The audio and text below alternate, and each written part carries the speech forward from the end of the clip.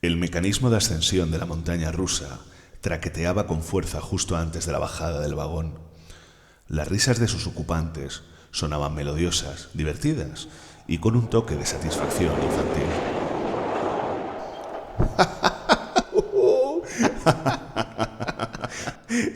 Una y otra vez. Cualquier transeúnte habría entendido que todo era normal, con el toque caluroso de las noches de verano, remarcando el momento de ocio perfecto. Cualquiera con los ojos cerrados, claro. La estampa en el parque de atracciones era un cuadro de pesadilla. El camino de baldosa de piedra estaba cubierto por el color ocre de la sangre seca, con marcas de arrastre y personas tiradas aquí y allá. De la noria podían verse cadáveres colgando con sus extremidades en ángulos imposibles. En el lago, dos cuerpos flotaban boca abajo. En la montaña rusa se sentaba un grupo amoral y sonriente de criaturas monstruosas, sátiros, duendes, goblins y otros cortesanos de las sombras, acompañadas de cadáveres mutilados de adultos y niños. En las tiendas de chucherías, los refrescos vertidos al suelo se mezclaban con los desparramados ganchitos, patatas y gominolas, y el fluido viscoso y escarlata que escapaba a borbotones de los dependientes. Ya casi no se apreciaban los colores vivos de sus uniformes.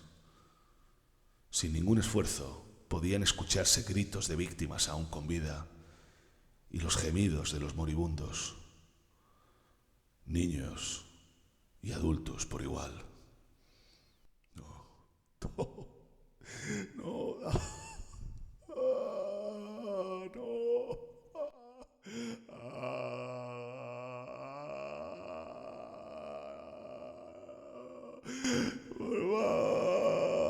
Goulet caminó lentamente, evitando los charcos oscuros y de mayor profundidad que aparecían eventualmente en su camino.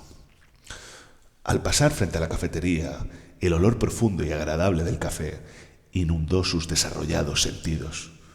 Ya no podía saborearlo. Lo había intentado, con terrible resultado, pero seguía gustándole el aroma. Entró tras la barra movido por la curiosidad.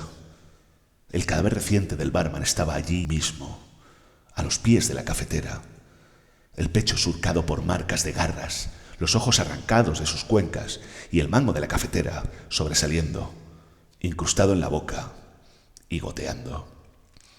Sebastián sonrió con placer morboso. El cabello rapado al cero del barman le recordó espontáneamente a los hermanos de sangre. Se les había otorgado una posición de renombre en la pirámide de poder, y eso les había distraído. Delirios de grandeza. Se decía que compartían un vínculo que les permitía acceder a los pensamientos de sus hermanos y fortalecía sus voluntades, pero ni aun con ello había habido reto alguno. Todos eran igualmente susceptibles a la fuerza de voluntad impulsada por la sangre y el carisma de Goulet. No fue difícil manipularlos y terminar echándoles de la ciudad. Con la yema del índice, Sebastián mezcló la sangre de aquel hombre con la gotita de café. Al acercarlo a su lengua, su cuerpo repitió las arcadas de la última vez. Limpió su dedo en el maltrecho uniforme con la sensación de asco y furia creciente. Su bestia interior rugió con fiereza, sus colmillos emergieron involuntariamente y sus ojos se iluminaron como brasas en la noche cerrada. Las garras como cuchillas aparecieron en sus manos y se irguió arrancando un antebrazo.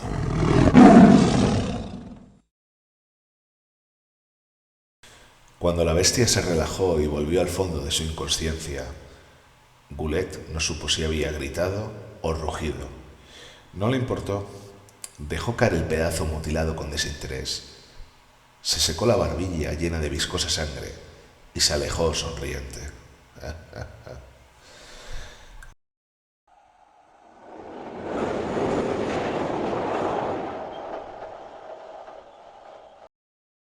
Al pasar frente a la zona infantil le fue imposible no levantar la vista hacia los globos.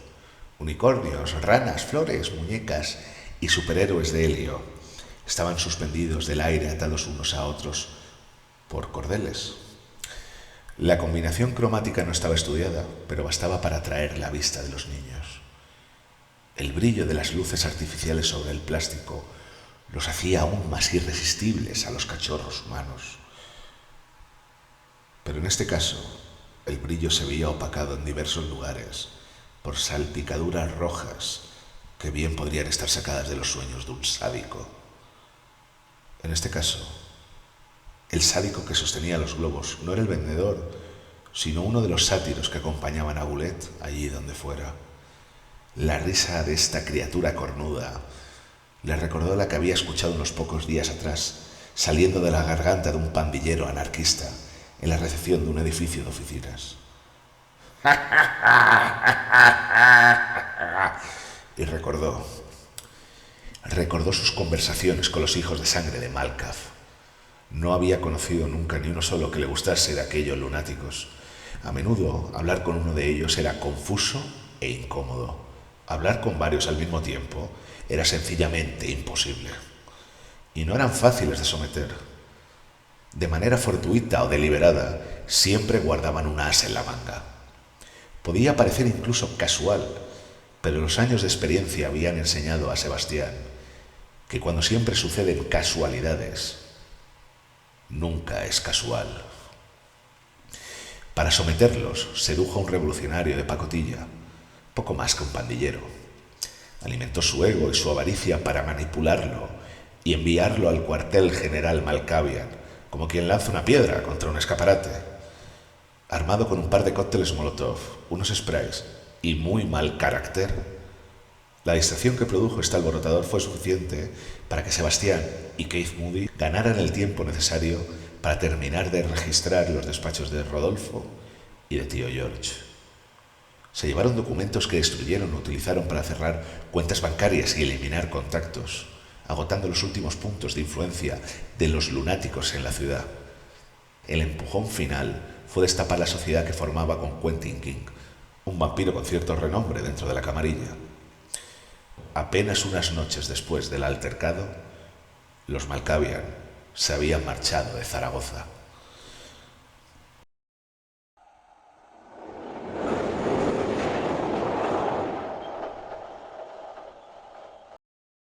Al volver de su ensimismamiento, vio los globos de helio elevarse. Al igual que sus pensamientos, flotaban y se alejaban, como desvaneciéndose. Pero, a diferencia de sus pensamientos, transportaban 3 cabezas cortadas atadas al cordel. El sátiro responsable de la artesanía daba palmas y gritaba emocionado: ¡Vuela! ¡Vuela, vuela! Goulet siguió caminando. Pasó por delante de la Casa del Terror. En el último vagoncillo de color naranja, que ya esperaba en la fila para volver a entrar, había un hombre sentado, con el cabello castaño alborotado en la cabeza ligeramente ladeada, su ropa desgarrada, sangre en los oídos y las mejillas sucias llenas de lágrimas secas. Los ojos abiertos, redondos como la luna llena de verano, mostraban la vacuidad de la demencia que arrulla a los enajenados y los protege del terror que no pueden controlar. En las pupilas de sus ojos de muñeca de porcelana se reflejaba el fantasma que disfrutaba atormentándole, miembro de la Legión Esmeralda.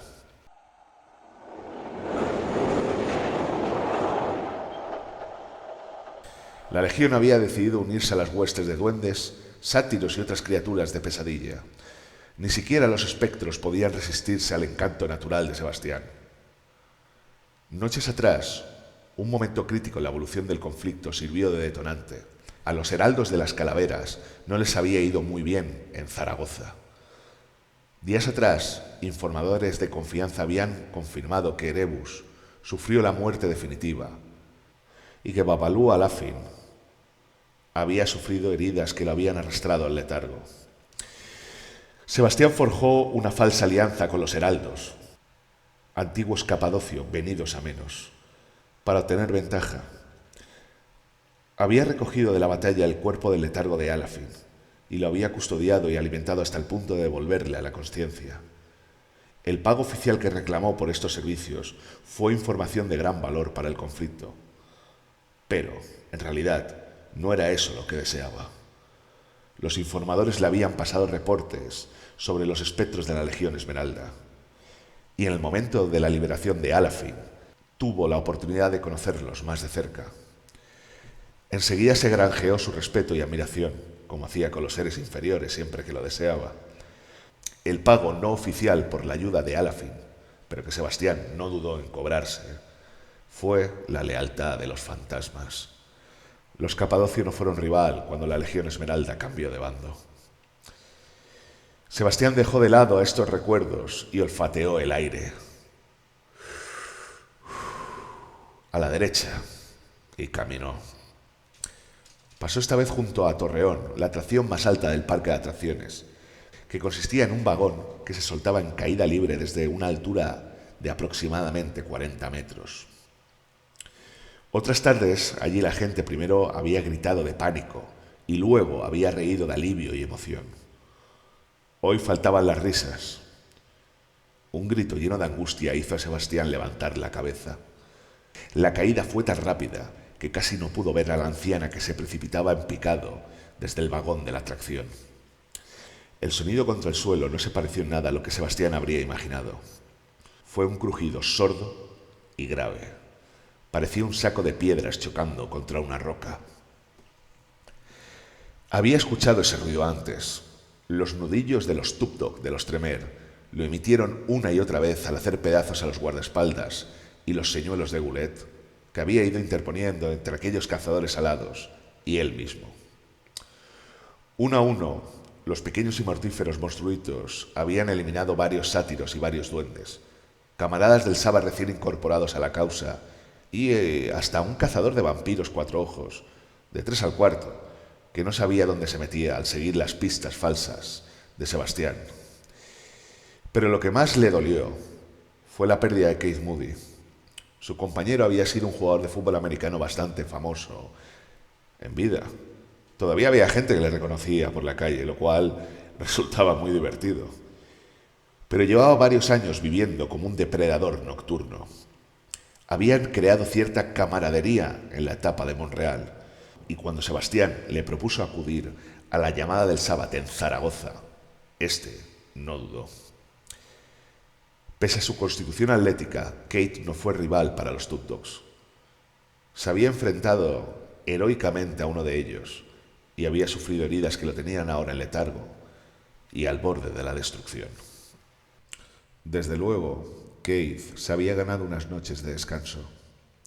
Se estaba perdiendo toda la diversión, así que Sebastián no tuvo remordimientos por estar entreteniéndose en nombre de los dos.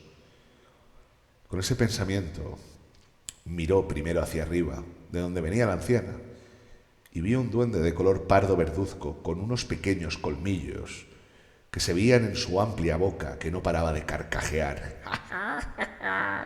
Junto a él, 2 mujeres atadas gritaban y lloraban horrorizadas, ya sin esperanza de conseguir escapar a su macabro destino.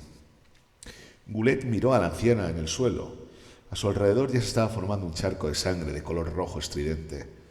De su costado sobresalían órganos que la presión del golpe había sacado fuera del cuerpo. Muy cerca, 2 niños y un hombre estaban en condiciones similares. El hombre estaba todavía con vida, gimiendo levemente. Goulet no pudo contener una grave risotada y siguió caminando, intentando alejarse de aquella escena que llamaba a las puertas de su bestia interior. La bestia comenzaba de nuevo a agitarse dentro, pero aún había cosas que hacer.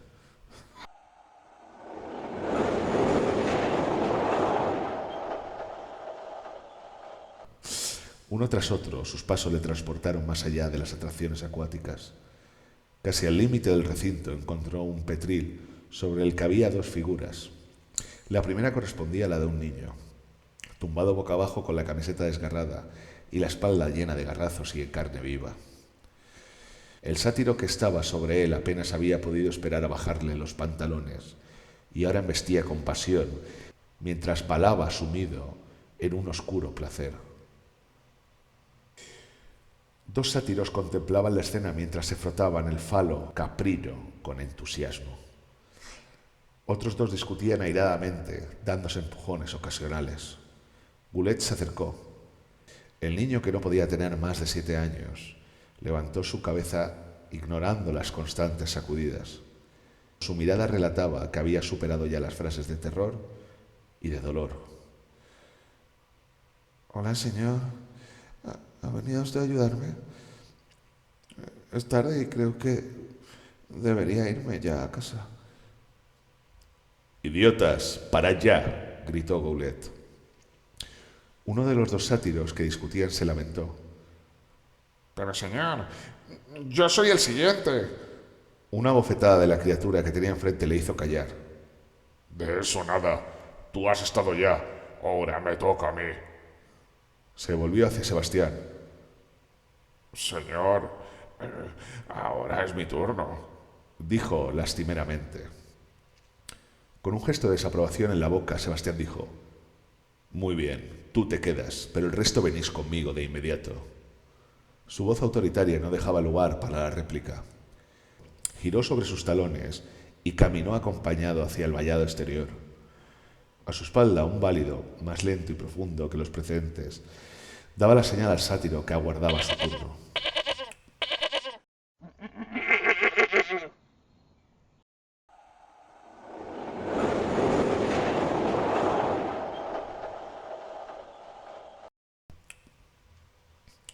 Lorena estaba sentada apoyada contra un pino, sobre los ojos azules como hielo antártico. Sin percatarse, en realidad, fruncía el ceño levemente con un gesto de pura determinación. La garganta y los pulmones le ardían por el esfuerzo de haber corrido. Necesitaba aire, pero aún así se tapaba con fuerza la boca, intentando no emitir ruido alguno al jadear. Estaba exhausta. Tras 3 fuertes inspiraciones, ató su cabello negro azabache, en perfecto contraste con la piel de marfil, en un rápido pero recio moño en la parte posterior de su cabeza. Era una mujer atlética y decidida, y tenía claro que huir era la mejor opción para sobrevivir. Si tan solo llevase sus zapatillas en lugar de las botas altas góticas. Había escapado por los pelos del enano azulado que les había atacado en la casa magnética. En la habitación del plano inclinado, el monstruo alcanzó a morder con fiereza la pierna de Joselu, el amigo de Lorena. De un puntapié separó al monstruo de su novio y echó a correr tirando de él. De repente estaban en la sala de los espejos. Tanto el perseguidor como las presas se sintieron desorientados y extraviados, y comenzaron un baile siniestro alrededor de los reflejos.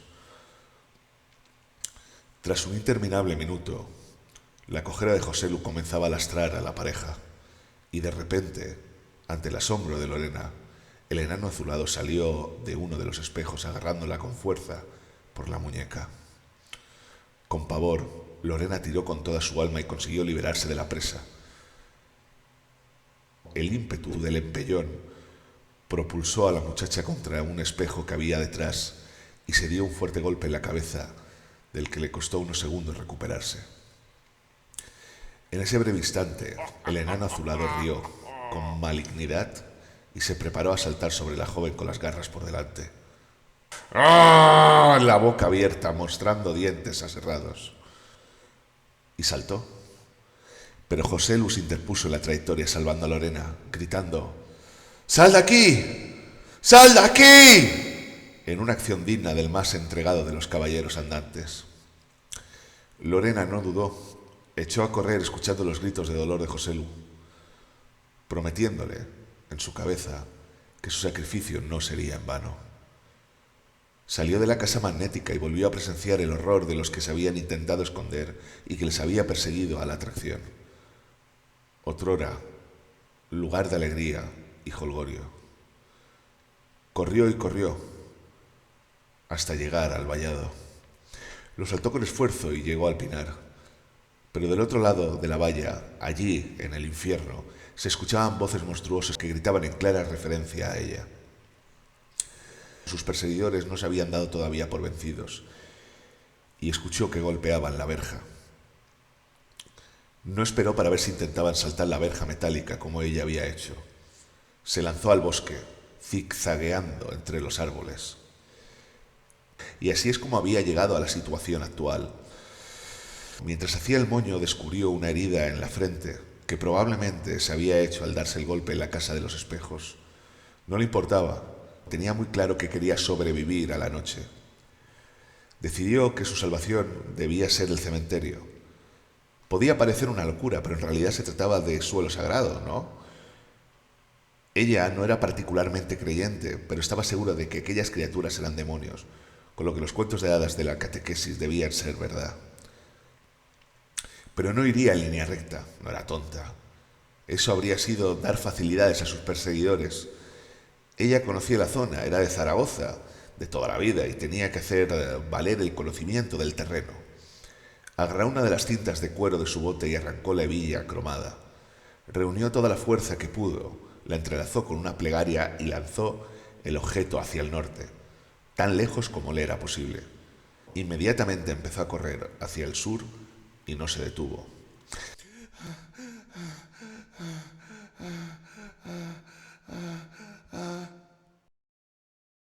El sudor perlaba su frente cuando llegó hasta la valla del Centro Deportivo Municipal David Cañada. Allí dejaría la segunda pista falsa, por si la primera no hubiera sido suficiente. Arrancó 2 tachuelas del cinturón que pendía sobre la falda de cuero teñida de morado. Lo dejó caer al otro lado de los barrotes, asegurándose que se mantenían a la vista. Ahora sí, al este, hacia el cementerio. Con cuidado, dando breves carreras y agazapándose tras los troncos de los pinos, buscó alejarse de la zona. En esa huida escuchó los berridos y gritos antinaturales de los monstruos alcanzando el centro municipal. Estaba a la suficiente distancia como para atreverse a mirar, así que, con toda precaución, se asomó. Vi a lo lejos 2 criaturas con torso humano, con piernas muy peludas y con cuernos en la frente. Estaba intentando escalar la verja y de repente apareció frente a ella una cara horriblemente inhumana. Lorena cayó hacia atrás gritando del susto. La cara monstruosa le respondió con un grito que parecía un balido, que surgía de una garganta que no era ni humana ni animal, y que cruzaba una lengua que se apoyaba en los labios gruesos y duros de una boca de proporciones demasiado grandes. Lorena perdió la noción de la realidad unos segundos, gritando aterrada a pleno pulmón, sin poder moverse.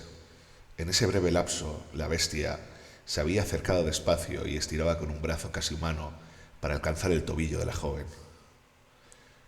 El contacto con la zarpa de la bestia cornuda hizo reaccionar a Lorena, que lanzó una patada con más fuerza que precisión. Aún así, pudo liberarse, levantarse y girarse para echar a correr.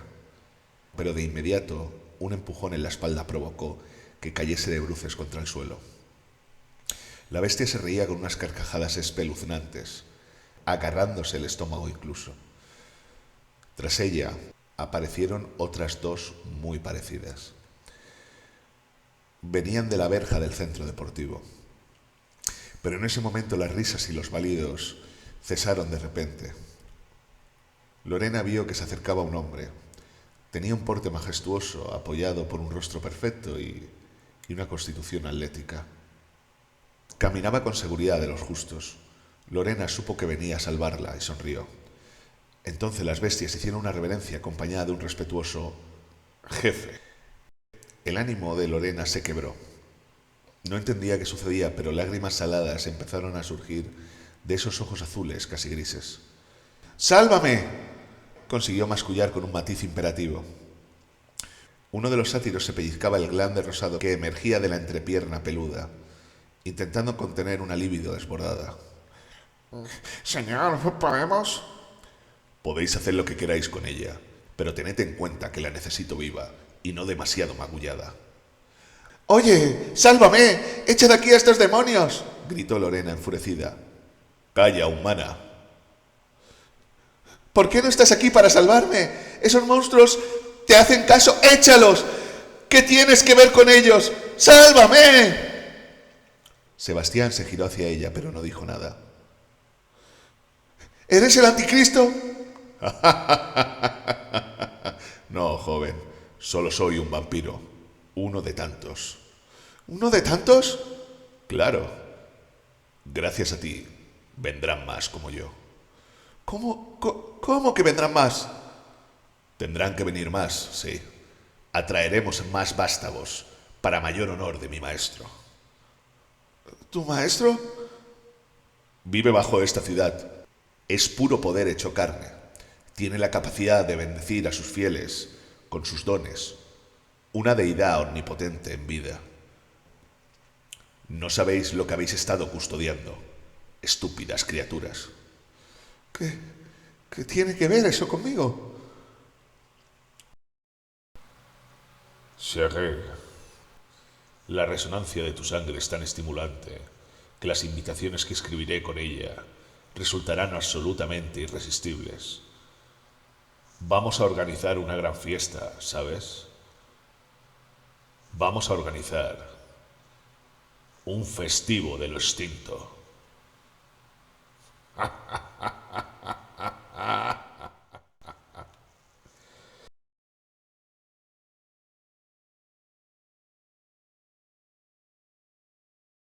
Sebastián Goulet inhala el tórrido aire del verano.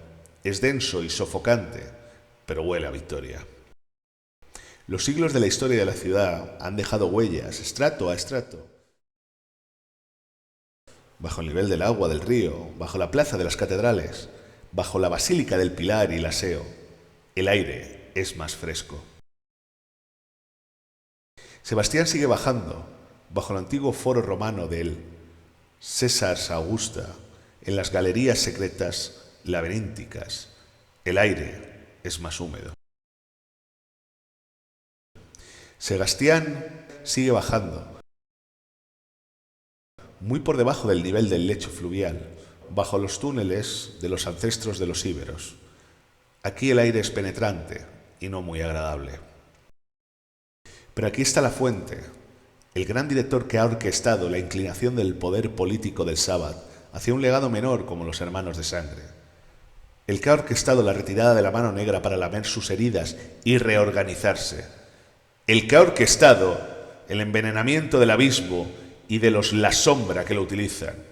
El que ha orquestado la eliminación de los Tremer y sus experimentos con la hechicería de sangre. El que ha tejido el destino en contra de los manipuladores de espíritus. Con una reverencia, el seductor Goulet reconoce la grandeza de su maestro. El ser que está frente a él tiene una sonrisa amplia sobre el mentón prominente y recto. En ella lucen unos dientes grandes pero sin colmillos, ligeramente decolorados por la nicotina. La melena es larga, lacia y de color rubio con tonos ocres. Se sujeta tras la oreja izquierda, adornada con un pendiente de aro de una época casi anterior a los continentes.